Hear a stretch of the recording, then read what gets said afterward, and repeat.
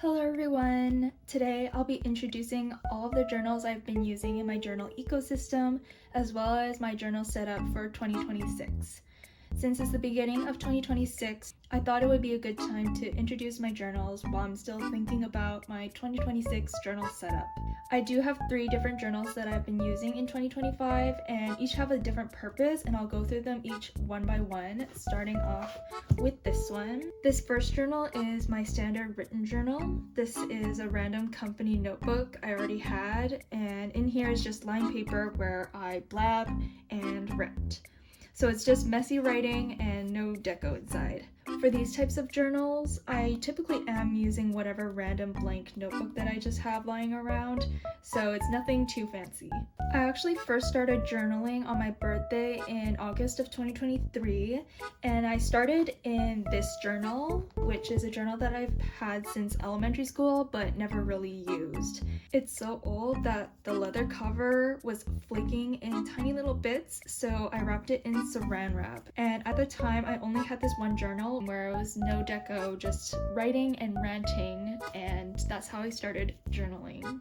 But I used this journal as of my birthday in August of 2025, and I started using my new one. I actually took out one chunk of the binding in order to have it perfectly end on my birthday, since I wanted to mark my 2 years of journaling with a new journal. Since I started on my birthday, I prefer to have these journals marking milestones of my age rather than the calendar year. That way, when I'm reflecting back on my journals and my birthday, I'm reflecting back on myself in terms of my life at whatever year of age I was, as well as whatever anniversary of journaling that was, which can sort of be a symbol of an anniversary of reflecting on myself, if that makes sense. I do still do reflections at the end of every calendar year as a journal entry, but I do enjoy having this new journal start based on my birthday and anniversary of journaling. But when I started journaling, I decided to start journaling for so many reasons just apart from self-reflection. I wanted to be able to look back and reflect on memories and feelings, or even just more reflecting in general. And I wanted to grow myself in terms of my writing, being able to express myself, being able to understand myself better, having more awareness of myself, doing more reflecting, and also just the growth over time with more and more journal entries. I also wanted to have an outlet for myself where I can just blab about anything and everything, small or large, everything I wanted to say just freely. And I also started this because I knew that I wanted to start deco journaling, but I wanted to make sure that I could be consistent in journaling in the first place to even do deco journaling, since I knew that I wanted to do deco spreads that reflected on my journal entries. Growing up, I always started diaries, but ended up never writing in them after 2 days or so. So I decided to set myself up for consistency from the very first journal entry. In the entry, I blabbed about a bunch of reasons why I was starting my journal, as well as the guidelines I set myself on journaling so that I could be consistent. Some of the guidelines that I set myself were to only journal whenever I wanted to, so that it wouldn't end up feeling like a chore to write every single day, to write as much or as little as I felt, whether it was pages of rants or one word or one line, to rant my memories, thoughts, etc. without caring about grammar. The idea that this journal is for my eyes only and just to write it however I want based on how I'm feeling and or thinking, regardless of if it's coherent or grammatically correct. Sometimes I'll just write a string of one-word sentences or bullet points, and other times I'll write really long run-on sentences. As long as I write for myself freely in the moment, without the idea that anyone else will see it, it's just for me. With that being said, I won't be flipping through the journal, but there's just a lot of messy writing and no deco, so there's not much to show anyway. I'll also sometimes slip in some random scraps with journal entries like tickets that I get, which sometimes ends up being used in my deco spreads, or just stay tucked in my journal.